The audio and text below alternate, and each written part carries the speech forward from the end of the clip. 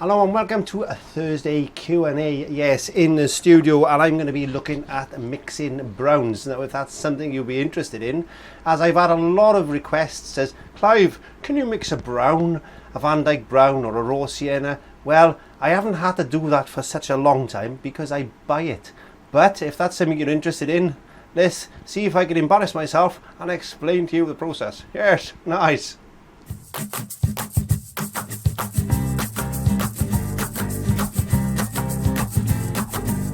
Hey, welcome, thanks for stopping by.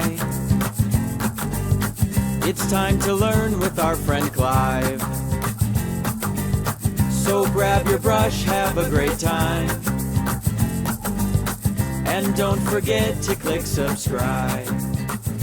Visit Clive5art.co. Okay, and thank you for joining me in the studio and taking up my invitation. Now, I'm going to have a drink because it is so warm in here. And you've heard me say that so many times, but I got to be honest with you, it is hot. So before I do anything else, I'm just going to remove my hat, stick that on the easel of completion, and grab some tissue roll, and I'm going to wipe my brow. And we're going to look at this. Now, what I've got here is some Van Dyke brown. I've got some raw umber. And I got some burnt sienna. Now, these are the three colours that I've been asked, can you mix? Well, if I was completely honest with you, I've never had to mix them. But I'm going to have a good go at this today. So, I've got those three colours there. I've whitened down the bottom parts of the colour to see if I can find some sort of an undertone there. But I can see there's a lot of red in that one, obviously, and there's possibly a lot of black in this one. I'm not too sure about the raw umber, and I've never had to mix these before, so this is new for me. So I'm just going to put those there, and I'm going to put my sheet for there like that, and just to get that under there, tucky under there we go. And this is my mixing station. As you can see, you've seen this on other videos that I've done. This is available on the closed group in the photograph albums. This is a little chart that I've done, and I've just placed a glass thing over the top. So the first thing I want to do really now is to see if we can't, let's just try and mix the darkest one first. Now, I'm going to be using, I think, what I think is in there, and I can't be sure, as you know, but I'm going to be using an ultramarine blue, a cadmium red, some alizarin crimson, some cadmium deep yellow, and some Prussian blue. Now, these are the colours I think could possibly be in there. There's other things, but we want to get this as close as possible. It's not going to be identical. I might use a little bit of black, and I might use a little bit of titanium white. So before we do anything else, let's see if we can just mix a brown for now. And I don't know, where did I put my palette knife? There's my palette knife. There you go. So I'm going to get some, I'm going to go for some ultramarine blue. And I'm going to do one part of ultramarine blue. I'm going to go into an alizarin crimson because it's a nice dark red. I'm going to put one part of that there, and then I'm also going to add some yellow, and I'm going to do one part of that. I want to see roughly what this actually does give me. Arming myself with my trusty kitchen roll, and now we're going to mix these three together and see what happens, because we know that if we mix all the primaries together, we're going to get a brown, and that's what I'm looking to do, is to get a brown. I need to get myself comfortable. There we go. So let's mix that up, and I got the alizarin crimson, so I know this is going to be a dark brown on the red side, and I'm just taking that across. Wow, that's not far away actually.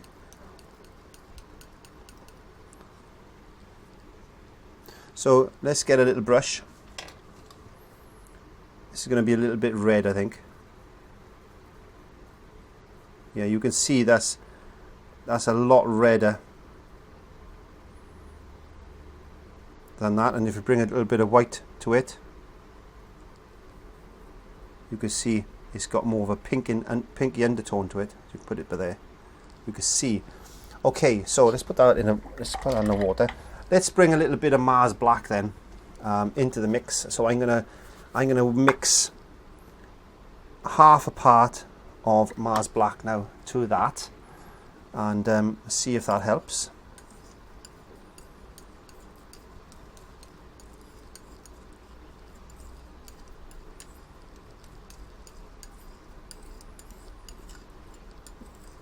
When you're mixing colours, try and look at the colour, and put a swatch out as well. And don't forget, if you're gonna, this is on paper, and it does change a little bit, but I mean, we're just looking at the basic colour, and it's got a bit of red to us. Red to us. Have it, Clive? Yes, it has. It's got a bit of red to it, but let's have a look. This is with a bit more black now, so it's a darker, definitely a darker brown. It's still got a bit of that tint of red to it, I can see.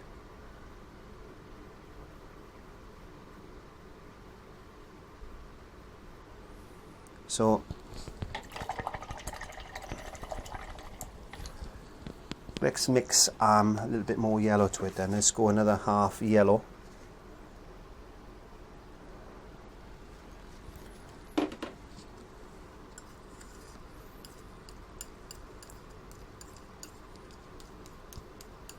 And as I said, I've done this before. This is, you were learning the same as well as I am.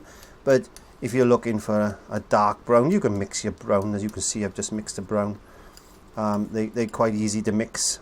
Basically, it's just the primaries. More red in one case and others, and more yellow in other cases to get the ochres. More reds to get the siennas. And that's all you're basically doing. But it all depends on your blue, and it all depends on your red also.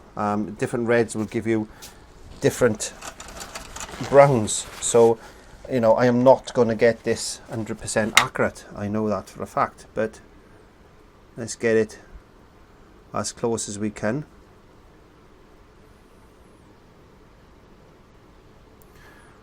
Touch of white.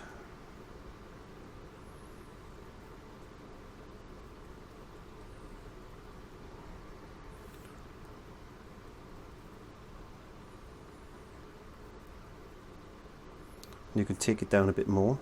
Let's see. You can see what I'm doing.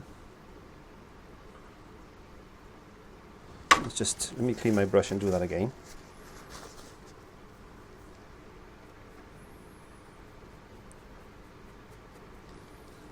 Okay, so it's a bit grayer. So as you can see, there is definitely a difference between that and that. But we've got the darkness there. So let's add a little bit of a bit more red to it now. Well, let's add a little bit of cadmium red to that. Let's put 1 part cadmium red to that, and I will rewatch this video and I'll try and write this down.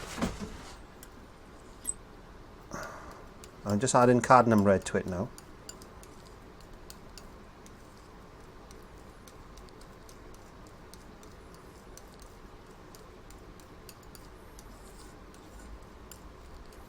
Okay, so that's gone a little bit red. So what we're going to do now, what I'm going to do to that now is I'm going to add a little bit more black. I dare say there's easier ways than to mix in this type of colour, but it's just a matter of, if you want to play with colour mixing, it's just a matter of tweaking your colours, and this is just a different way of doing it. You know, as I said, I've never had to mix Van Dyke brown before, and you were learning with me, as I said. So, and I think it's good sometimes to show you that, and see if I can get to where I want it. So let's go into this again. Still nice and dark, so it's quite a nice dark brown colour. And let's bring a bit of white into it.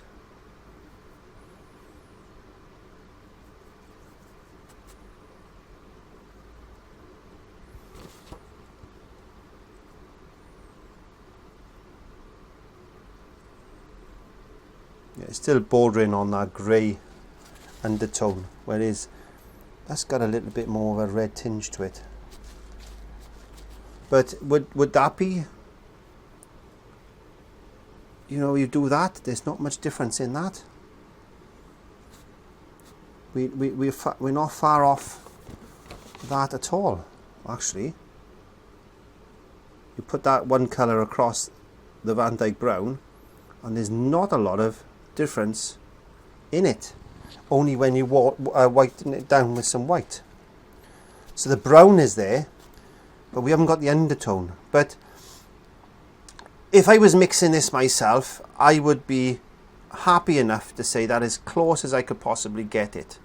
That is a nice dark brown that I would be happy with. Now if you just use cadmium red instead of the alizarin crimson, then that might give you a different result. You could use ultramarine blue instead of the Prussian blue. That would give you a different result. So really speaking, all you need is, if that's the colour you're looking for, is a nice dark brown, then there's not much difference between that and the Van Dyke brown itself. And let's just get a little bit of Van Dyke brown out there and see what that looks like.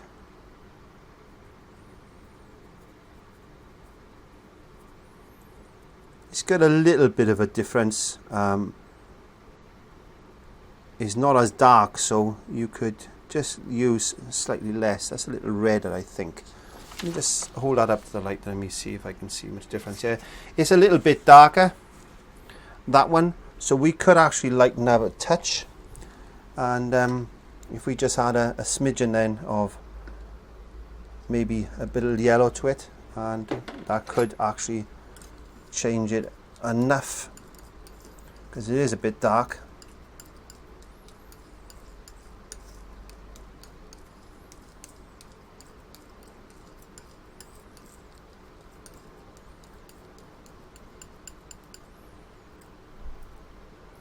So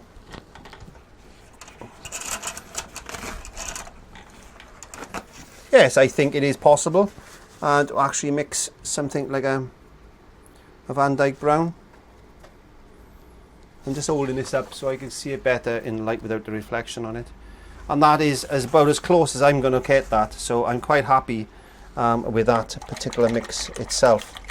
So I'm just going to clean my palette. And there's another pile of paint that we've wasted in the studio today, but we don't mind, do we? No. Get a nice little mister bottle. You can get these on my website. These are very ultra fine mist bottles that I use for misting down my work. So please pop along to the website, and or if you just want to go and see, all my videos are there as well. So if you want to go and check out all the playlists and you're looking for something specific, then just pop in there on my website and you will see that. So let's go 2 parts cadmium red. Let's do ultramarine blue. Let's go 1 part ultramarine blue and 1 part yellow. And let's mix that up and see if we can get something like a burnt sienna. And I'm just looking for my palette knife, and as I said, I'm just getting a rough colour. So let's mix that up. Now there's a lot more red in this one.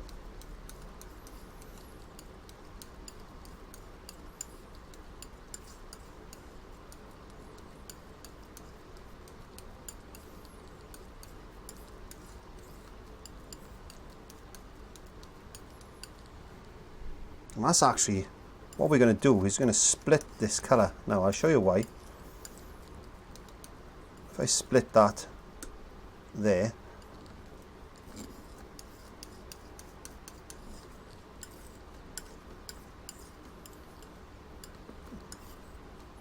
now let's put a little bit more red to that.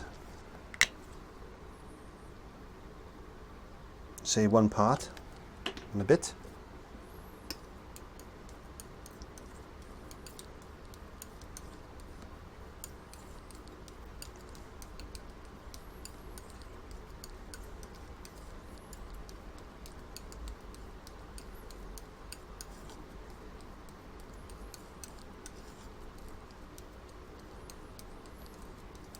If you want to go down the road of complements and things like that, the complement of red is green, and you can desaturate this colour if you wanted to.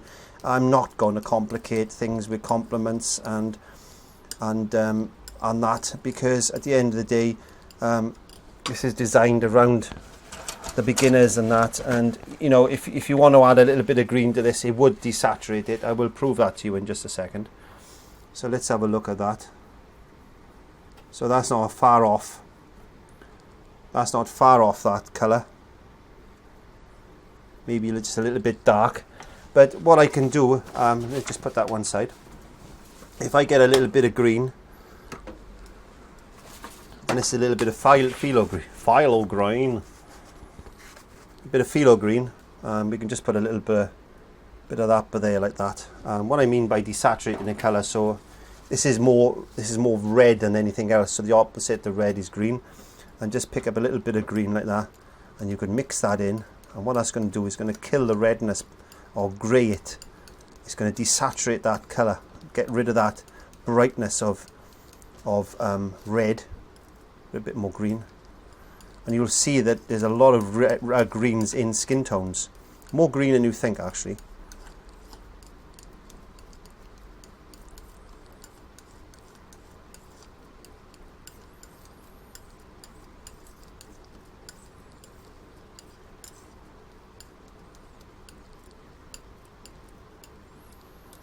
And let's try that again.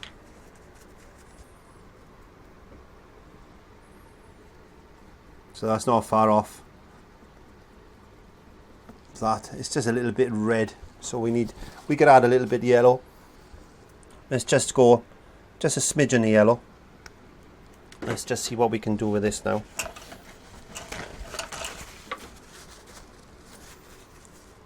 Just a touch of yellow to it.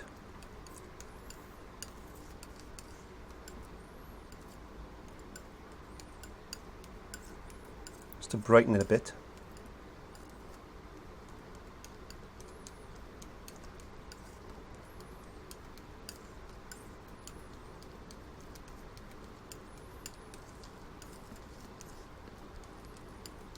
You can see the difference between that one and that one already. Okay, let's put that there. Let's get the brush again.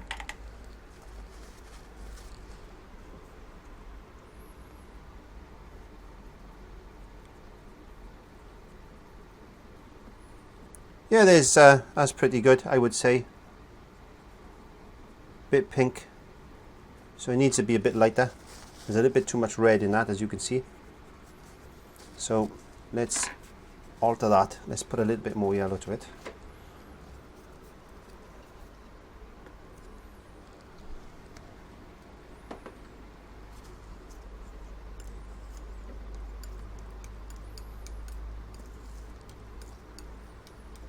Let's really change it up now.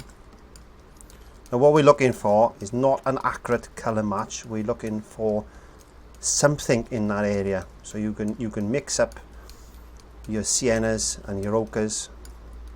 And the more yellow you put to this, then obviously the yellow is going to get.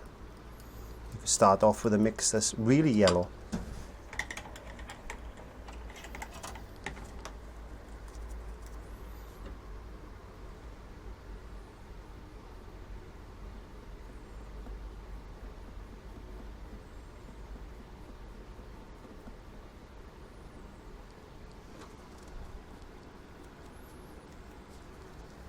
So I'm not too bad. I'm quite happy with the way that looks.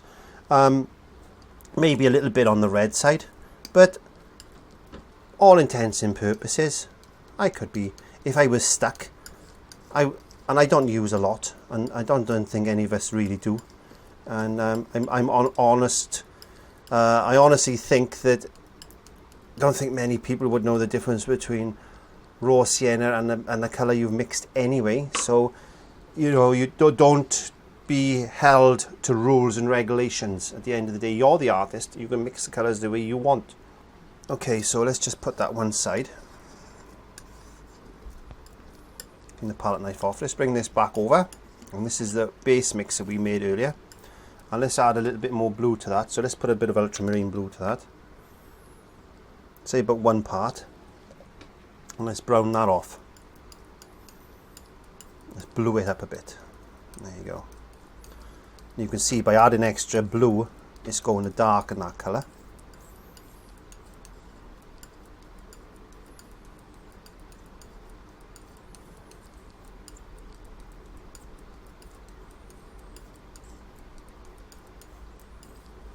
Let's put a bit more red. Definitely using a lot of paint in the studio today. I'm just using about a 1.5 parts. 1.5 parts.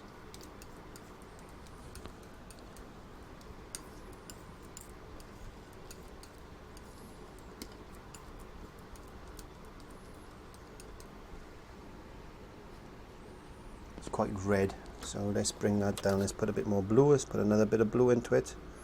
And this is all you can do. And you can mix some of this up.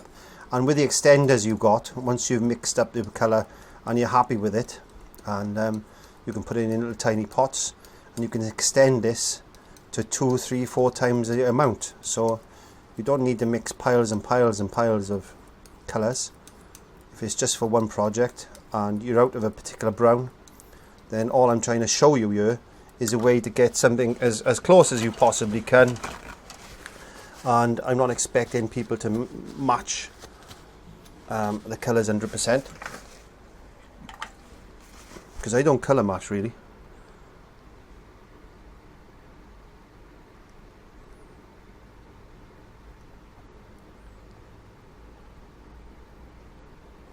That's not going to be purpley.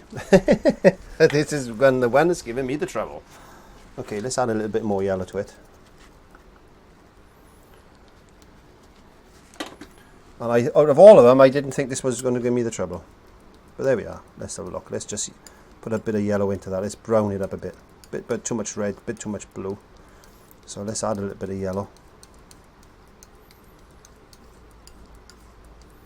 So we're going towards the violet end of the scale.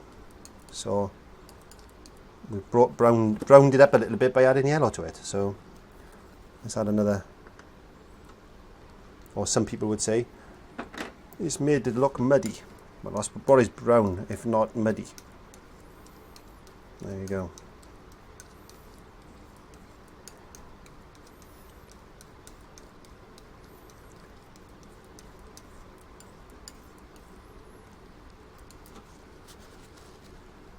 So all I want to show you today here is not accurate colour matching, more of, that's not too bad,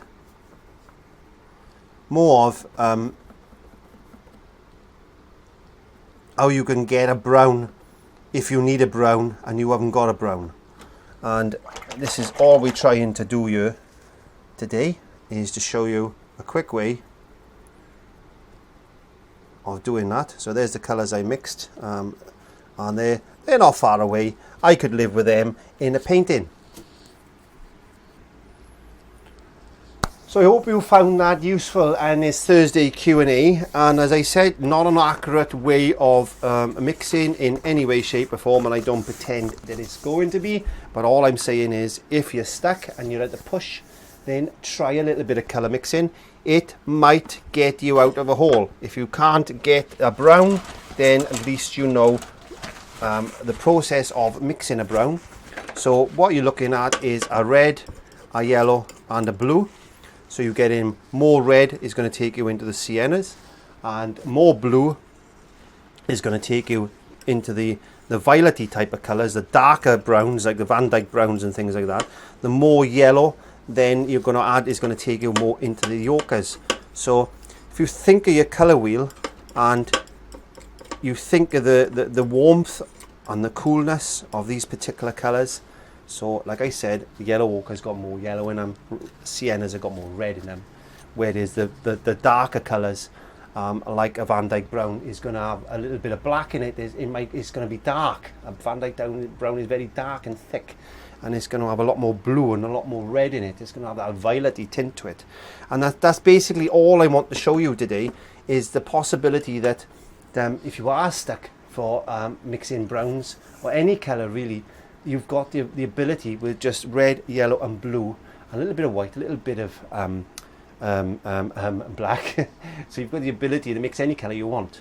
So just trial and error. I have never done that before, and that's the first time I've ever had to mix browns.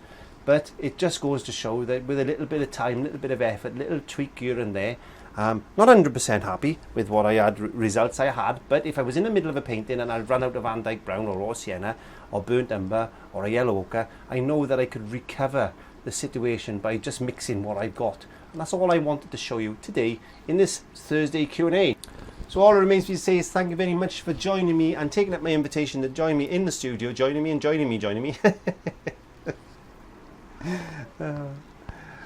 So all it remains for me to say thank you very much for taking up my invitation to join me in the studio today on this Thursday Q&A. I hope I passed on a little bit of knowledge, and not a lot because I really didn't know what I was doing, but it was fun. It was fun for me, and I like messing around in the studio sometimes rather than just splashing paint onto canvases and panels. So it's fun sometimes just to get down and dirty and try and work these things out, because we don't know until we experiment. Learning is experimentation. If we don't experiment, then we'll never learn.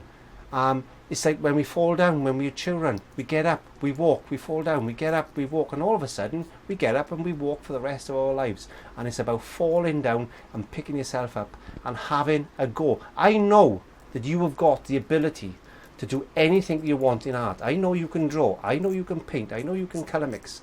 I know you can do this, because you've got to believe in yourself. And by watching these videos, I know you want to learn.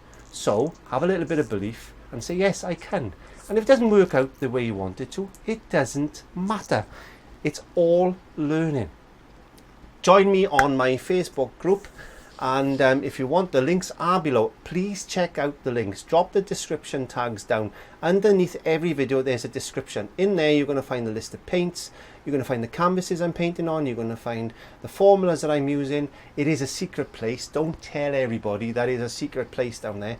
But click on it and you will see I have this information. There might be links to other videos and to my website and my Pinterest and my Patreon site, which is a public funded site. For 25 cents a week you can help me and support me in the studio if you want to. You can press the little I button card there. That's going to come down. That's going to take you into playlists where all my videos are kept, where you can watch every single one. Nearly 400 videos now we've got access to, free videos. So all I brings me to say is thank you very much for joining me in the studio today. My name is Clive from clivesart.co.uk. Have a good day, a good week, a good month ahead of you, because I don't know exactly when you're going to be watching this. As you know, time is relative on YouTube.